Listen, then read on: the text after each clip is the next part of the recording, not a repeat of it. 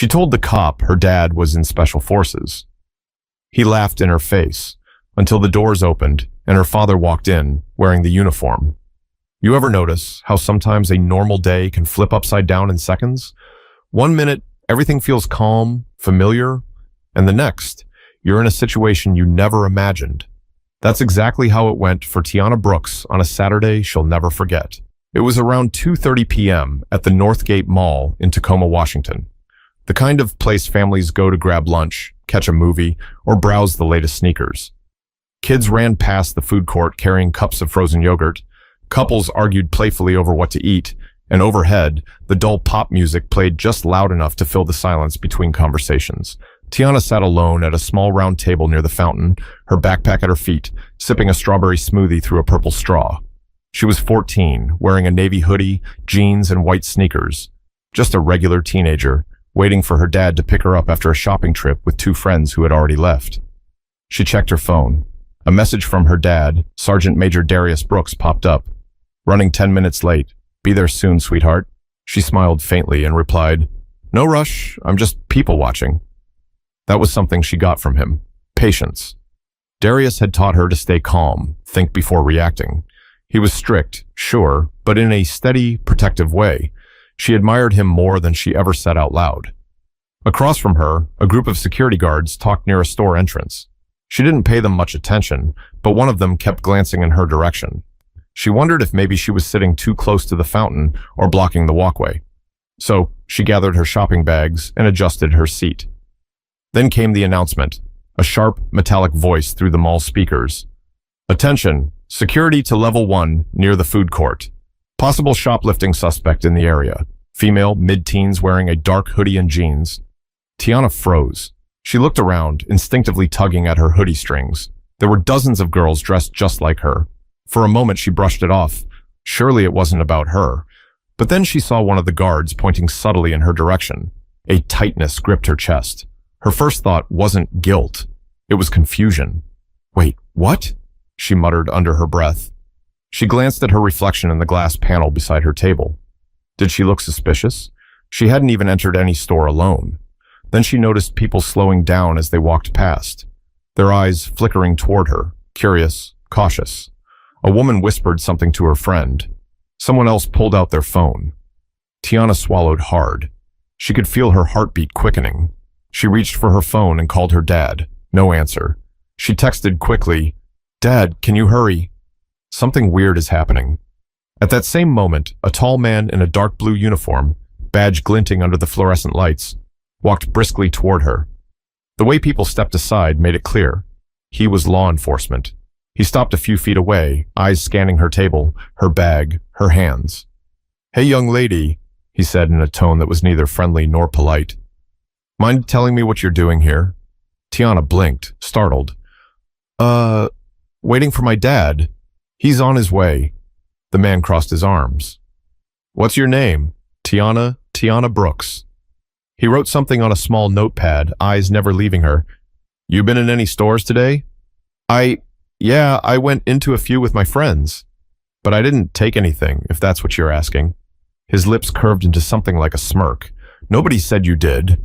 Just answering a few questions." The people around them slowed down, pretending not to stare, but clearly listening. Tiana's hands began to tremble slightly. She didn't want to cry. Not here, not in front of strangers. "Sir, can I just call my dad? He's literally 5 minutes away," she said softly. The officer raised an eyebrow. "Sure, what does your dad do?" "He's in the Army. Special Forces." That's when it happened. The laugh. Not loud, but sharp enough to sting. "Special Forces, huh?" "That's a new one." He chuckled, shaking his head. "You kids really come up with anything these days." Something inside her shrank. Not because she was lying, but because she wasn't being believed. The mix of doubt and mockery in his voice made her wish she could disappear into the tiled floor. She looked down at her phone again, whispering to herself, "Please, Dad, hurry up." But the tension in that food court was just getting started. Officer Mark Delaney stood tall, his hand resting casually near his duty belt. He wasn't pointing his weapon or anything like that, but the weight of authority hung between them. The badge, the radio, the uniform. They all said one thing: "You don't argue with me." Tiana's voice wavered. Sir, I really didn't do anything. You can check my bags if you want. He looked down at the shopping bags on the floor. Shoes, a hoodie, a gift from a beauty store. He nudged one with the tip of his boot. You mind if I take a look? Go ahead, she said quickly, trying to sound calm. He crouched and opened one. Inside, perfectly folded receipts were visible, each one matching the store logos. He held one up like it was evidence in a trial. You always keep receipts this neat? I like to keep things organized, she said softly. My dad taught me that. Delaney exhaled through his nose, unimpressed. Right. Your dad, the Special Forces guy, right? Tiana nodded. Yes, sir. He chuckled again. That same condescending, I don't believe you kind of laugh. You realize that's not something people just say lightly, right? Special Forces? That's a big claim. She clenched her jaw, holding back tears. I'm not claiming anything. It's the truth. People were watching openly now. A few teenagers had their phones out, pretending to text, but clearly recording. A mother pulled her young son a little closer. One of the mall security guards lingered nearby, whispering into his radio. Tiana felt her chest tighten. She hated the way people were looking at her, not as a person, but as a problem.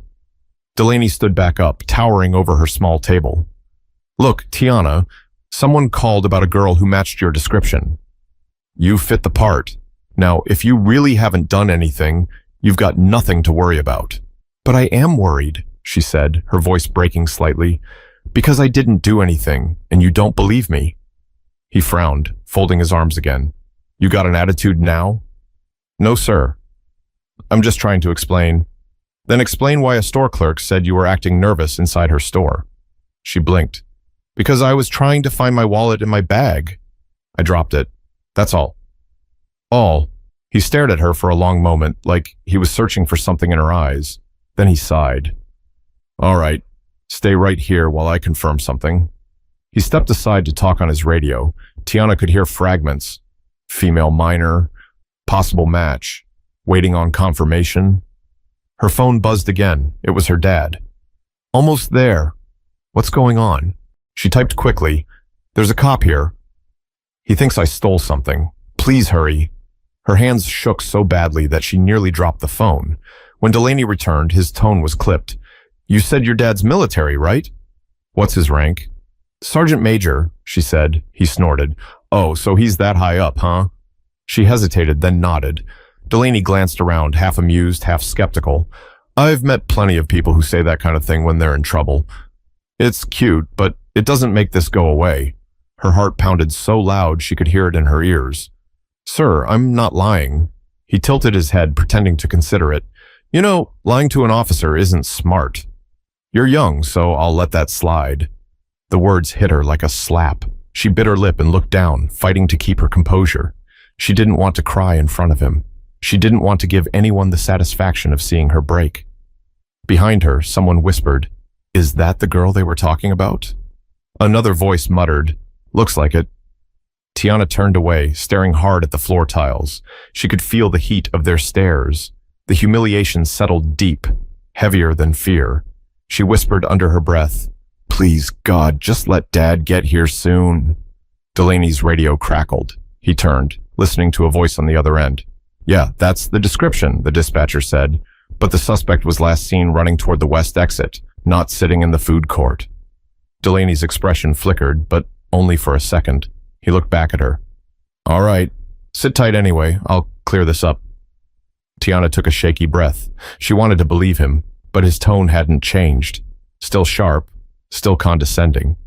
Her phone buzzed again. This time, she didn't have to answer.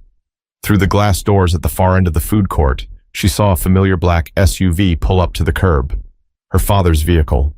Her relief was instant, like air filling her lungs again. Sir, she said, standing up slowly. My dad's here. Delaney gave a short laugh. Oh, is he now? The Special Forces hero? She didn't answer. She just watched as the doors slid open and her father stepped through. Tall, broad-shouldered, his uniform immaculate, ribbons shining on his chest. The sound of his boots on the polished tile echoed across the food court. Conversations faded, people turned. Even the guards straightened. Delaney's smirk faltered just slightly. But what happened next would silence the entire mall. The moment Sergeant Major Darius Brooks stepped inside the food court, the air shifted. It wasn't loud, but it felt like every sound, the chatter, the scraping of chairs, the echo of footsteps, suddenly dropped to half volume. He wasn't just walking, he was moving with purpose.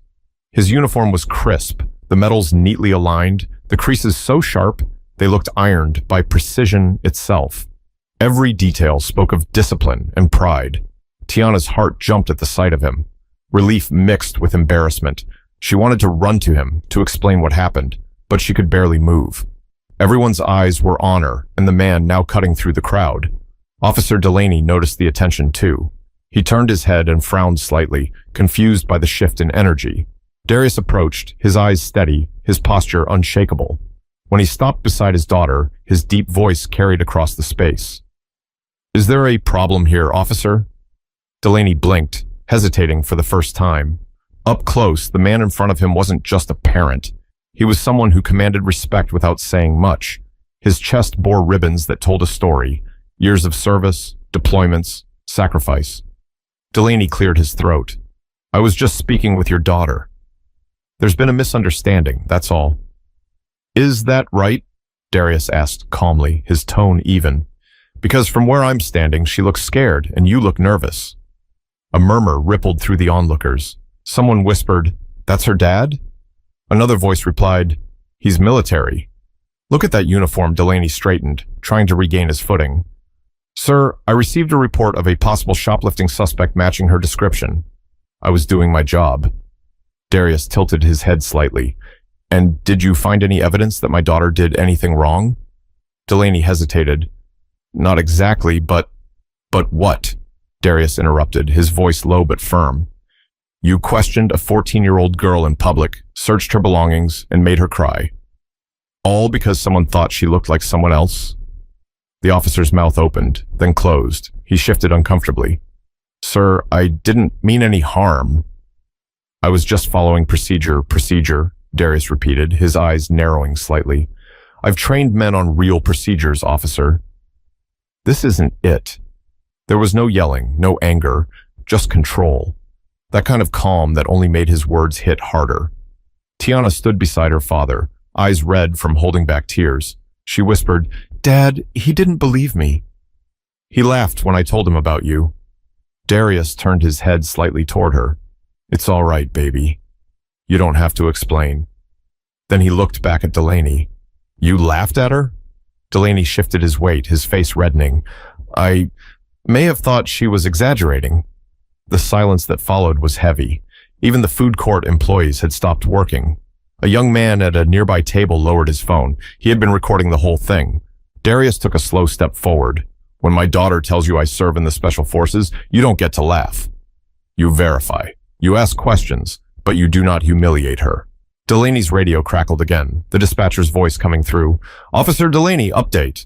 The suspect has been detained near the west exit, not the food court. Repeat, suspect apprehended." All eyes turned to Delaney. He froze. The confirmation landed like a punch. Darius folded his arms. "So now we both know you had the wrong person." I see that now," Delaney muttered, lowering his gaze. "I apologize, sir." Darius didn't move. He didn't yell, didn't gloat.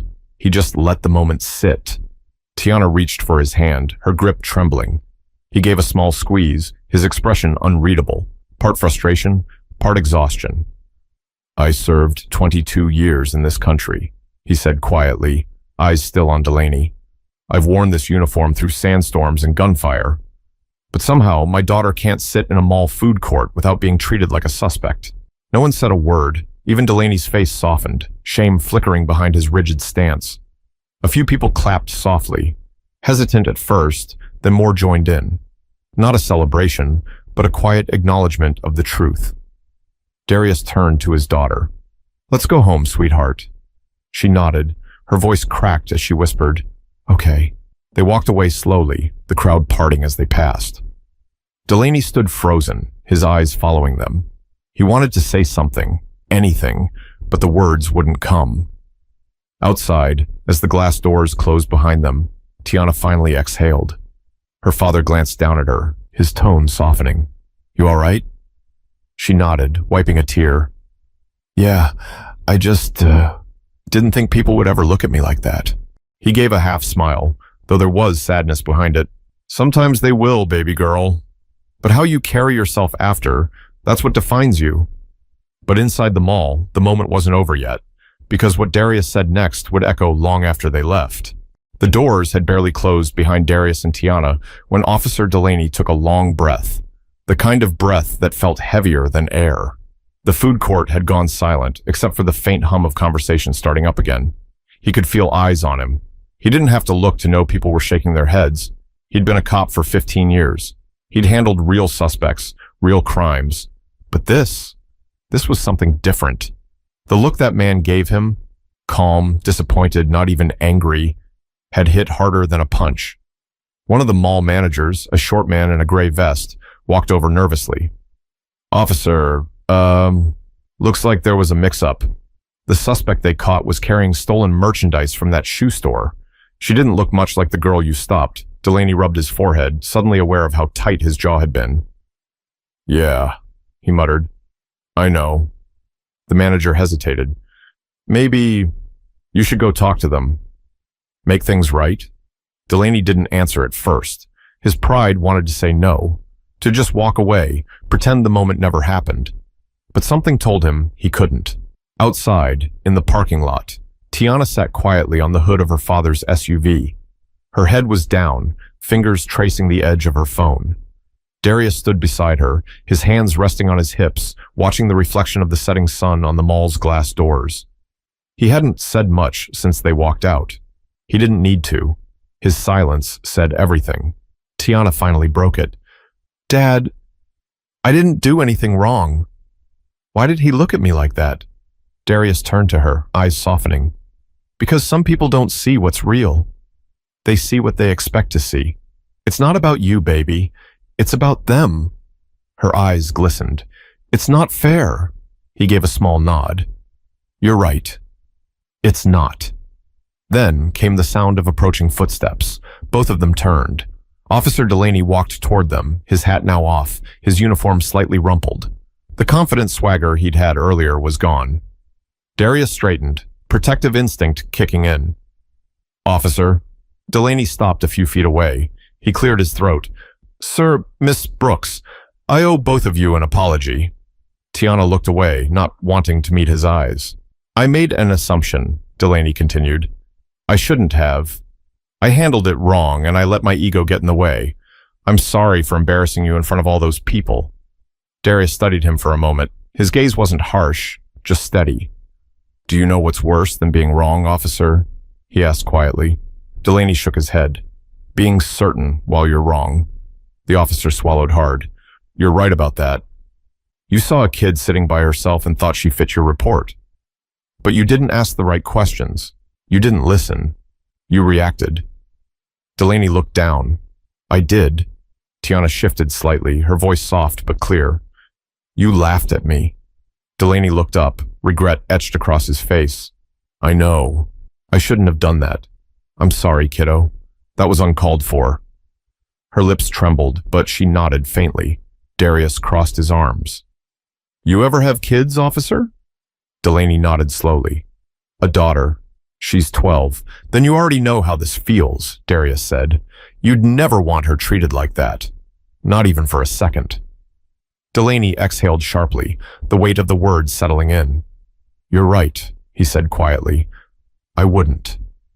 There was a long pause, the kind where everything that needed to be said already was, but no one wanted to break the silence. Darius finally extended his hand. "It takes something to own a mistake. I'll give you that." Delaney looked at the hand for a moment, then shook it firmly. "Thank you, sir." "Just remember," Darius said, lowering his voice, "you don't need to be perfect." Just aware, Delaney nodded. "I'll do better." Then he turned to Tiana. "You have a good father, and you handled yourself with more patience than most adults I know. I hope you can forgive me someday." Tiana hesitated, then whispered, "I'll try." Delaney gave a small nod and walked back toward the mall. The evening air was cool now, and the parking lot lights had flickered on. Darius let out a long breath, the kind that carried both frustration and relief. "You okay?" he asked gently. Tiana nodded, though her voice wavered. "Yeah, I just wish it didn't happen at all." He put a hand on her shoulder. "You can't control what people think, but you can control how you rise above it. You kept your head high, that matters." She leaned into him slightly, resting her head on his arm. "Thanks, Dad." He smiled faintly. "Anytime, soldier." They stood there for a moment, just breathing, before he finally said, "Come on, let's get some dinner. I know a place that does the best chicken sandwiches in town." She chuckled softly. "You're trying to bribe me with food." He grinned. "Is it working?" She smiled for the first time that afternoon. Maybe. But as they drove off, Tiana didn't know that the video from that mall, the one someone had recorded, was already spreading online, and the story was far from over. That night, the Brooks household was unusually quiet. The TV was on but muted, flickering light bouncing across the living room walls. Tiana sat, curled on the couch, wrapped in a blanket, scrolling through her phone with tired eyes. Her father had made her favorite dinner, grilled chicken and mac and cheese, but she'd barely eaten. The moment in the mall kept looping in her mind like a stuck video. Every time she closed her eyes, she saw faces staring, phones recording, the look on that officer's face when he laughed. Darius sat across from her, polishing his boots at the coffee table. It was something he did to unwind, a habit from years in the service. "You've been quiet," he said finally. She shrugged. "I just keep thinking, what if you hadn't come when you did?" He looked up. "Then you still would have done the right thing. You stayed calm. That's what I taught you." "Yeah, but it didn't help," she said, voice cracking. "He didn't care. He already made up his mind about me before I said anything." Darius set the brush down and leaned back. "Sometimes the world's like that. People see what they expect, not what's true. But when they're shown the truth, when they can't ignore it, that's where change starts." She frowned. "You really think so?" He nodded. "I've seen it happen before. One person opens their eyes and it spreads. But he didn't know how true that was about to be, because across town, someone had already uploaded the mall footage. The video was shaky, grainy, a few minutes long, but powerful. The title read, "Cop Laughs at Black Teen," until her dad in uniform shows up. By midnight, it had thousands of views. By morning, it had hundreds of thousands. News outlets picked it up. Social media exploded. Hashtags flooded timelines. Some people were furious, others heartbroken. Many praised how calmly Darius handled it, how he never once raised his voice, even when he had every right to. At the local police station, Officer Delaney walked into the briefing room to find his name already printed in bold on a stack of internal reports. His captain, a stern woman named Lieutenant Reyes, handed him a folder. "You've seen the video?" she asked. He nodded. "Yes, ma'am." "You know, this department doesn't tolerate that kind of behavior. Mocking, profiling, public humiliation. You'll be suspended pending review." He didn't argue. He didn't even try to defend himself. "I understand." Reyes paused. "What were you thinking, Mark?" He sighed, looking down at his hands. "I wasn't. I just saw a kid who fit the description. I thought I was doing my job, but I made it about me, about being right, not about being fair." Reyes's expression softened just slightly. "You've been a good officer for years. Learn from this. Don't let it be the last thing people remember you for." He nodded slowly. "Yes, ma'am." Meanwhile, back at the Brooks house, Darius was already receiving calls. Journalists, advocacy groups, even the local news station wanted interviews. He turned most of them down. He didn't want to turn that moment into a spectacle. But one evening, he sat down with Tiana at the kitchen table. "You know, people are talking about what happened," he said gently. "I saw," she admitted. "Everyone at school's probably going to bring it up. You okay with that?" She hesitated. "I think so. I mean, maybe it's good people saw it. Maybe it'll make them think twice before judging someone." He smiled faintly. "That's exactly what I was hoping you'd say." She tilted her head. "Are you mad it's online?" "No," he said, shaking his head. "Embarrassed, maybe. But if our story makes one person pause before assuming something about someone else, then it's worth it." She leaned back, her expression softening. I guess that's a good thing. He reached over and tapped the side of her head lightly. And next time, don't let anyone's disbelief shake what you know is true. You spoke with honesty. That's strength, not weakness. She smiled, for real this time. Outside, rain began tapping against the window. The storm rolled through softly, steady and calm. Nothing like the chaos from the day before. But even as peace settled in at home, the world outside was still reacting. And soon, Tiana would realize the story had grown bigger than she ever imagined. The week after the video went viral, life felt different. Everywhere Tiana Brooks went, she felt people watching her. Not in a bad way, just curious. At school, some students whispered, others smiled at her in the hallway. One morning before class, her friend Kayla slid into the seat next to her. "Girl, I saw that video. That was you. I can't believe how calm you were." Tiana gave a small shrug. "I wasn't calm. I was scared." "Still," Kayla said, shaking her head, "you handled that better than I ever could have." Tiana smiled faintly. "My dad says keeping your cool doesn't make you weak. It makes you stronger than the noise around you." Kayla nodded. "Your dad's right. That man walked in like a superhero." Tiana chuckled. "He's not a superhero. He's just my dad." But that wasn't completely true. That day at the mall changed something inside her. Before, her dad's stories about discipline and respect felt distant, something from his world. Now she understood them. They weren't just lessons about behavior. They were armor for moments when people refused to see her clearly. Later that evening, Darius was reading in the living room when the doorbell rang. Tiana peeked through the window and froze. Standing outside, holding his hat nervously, was Officer Mark Delaney. She looked back at her father. "It's him." Darius stood, calm as ever. "Let him in." When he opened the door, Delaney looked like a different man. No uniform, just jeans and a gray jacket. His shoulders slumped slightly, like he'd been carrying something heavy for days.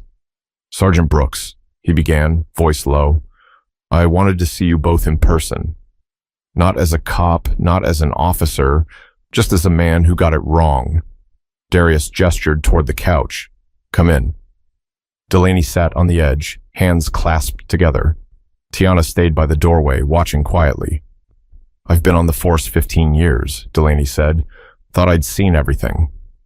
But that day, I saw myself act like the kind of person I swore I'd never become. I made your daughter feel small for no reason. I made her scared."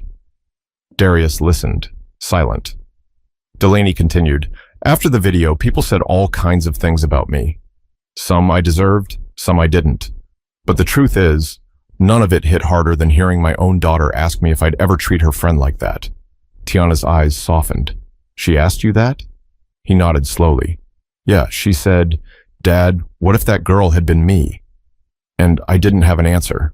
The room was quiet, except for the ticking clock on the wall. Darius leaned forward, his tone calm but firm. "You can't change what happened, officer. But you can decide what kind of man you'll be from now on." Delaney nodded. "That's what I'm trying to do. I started volunteering with the youth program downtown. I figured if I could spend more time listening instead of assuming, maybe I can rebuild some trust." Tiana finally spoke. "That's good." Delaney met her eyes. "You didn't deserve what happened. I hope one day you'll remember me for this moment, not that one." Tiana took a slow breath. "I already do. Everyone makes mistakes. It's what you do after that shows who you are." Delaney blinked, visibly moved. "You're wiser than most adults I know." Darius smiled faintly. "That's her mother in her." For the first time, all three of them laughed softly, not out of humor, but out of relief. When Delaney stood to leave, he extended his hand to Tiana. "Thank you for hearing me out." She shook it gently. "Thank you for coming." He nodded to Darius, then walked out into the cool evening air. As the door closed, Tiana turned to her father. "You think people really change?" Darius looked thoughtful. "I think they can, if they care enough to face who they were." She leaned against him, her voice soft. "I think he meant it." "I think so too," he said quietly. They stood there a moment, the house peaceful again, the weight of the past week finally starting to lift. But what Darius didn't tell her was that change doesn't happen in big speeches. It happens in small, quiet choices, every single day. A few days later, the story started to fade from the headlines. The noise online slowed down. New stories took its place, as they always do. But for the Brooks family, the lesson stuck. Life moved forward, but something in Tiana had changed forever. She wasn't scared anymore, not of being misunderstood, not of standing her ground. What she went through taught her that truth doesn't always shout. Sometimes, it just waits for the right moment to be seen. On a sunny Saturday, Darius took her out to the same mall again. Same parking lot, same food court. At first, she didn't want to go back. The memory was still sharp, but he said it was important. As they walked inside, Tiana glanced at the tables, the fountain, the store where everything started. People looked at them differently now. Some smiled politely, others nodded in recognition. One of the food court workers even waved. "You see," Darius said gently, "this place didn't change." "But you did. You walked back in here with your head high." Tiana smiled. "Yeah, feels weird, but good weird." They sat down at the same table. She took a deep breath. "You really think people can learn from what happened?" "I think people saw something real," he said. "A kid who told the truth, even when no one listened. A father who stood up without shouting, and a man who learned humility the hard way. That's 3 lessons in one moment." She smiled. "Guess it was worth it then." He chuckled softly. "Nothing's ever worth the pain, baby girl. But what we do with it, that's where the meaning comes from." A few minutes later, a young mother walked by with her son. She stopped, hesitated, then turned to Darius. "Excuse me," she said quietly. Are you the man from that video?" Darius looked up, a little surprised. "Yes, ma'am." She smiled. "I just wanted to say thank you. I showed it to my son. I told him that's what respect looks like." Her boy, maybe 8 or 9, gave a shy wave. Darius smiled back. "Glad it meant something to you both." As they left, Tiana looked at her father and grinned. "You're famous now." He laughed. "Let's hope not for long." They both chuckled, but deep down, she understood something important. Her dad wasn't proud because people saw him on the internet. He was proud because, even in the middle of humiliation and injustice, they had chosen dignity over anger, patience over pride. That night, back home, Tiana wrote in her journal. She didn't write about the embarrassment or the stares. She wrote about courage, about how hard it is to stay calm when someone doubts you, about how being right doesn't mean being loud. Her final line read, "Sometimes the strongest voice in the room is the one that stays steady when everyone else loses theirs." She closed the book and placed it beside her bed. Downstairs, Darius looked at a framed photo of him and Tiana from years ago. Her in pigtails, smiling wide, sitting on his shoulders.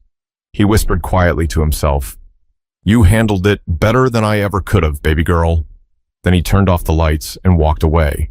But if there's one thing that story reminded everyone watching, it's that respect isn't about rank or age or uniform. It's about seeing people for who they are, not who you assume them to be. When we rush to judge, we forget that everyone carries a story we can't see, a truth we haven't heard yet.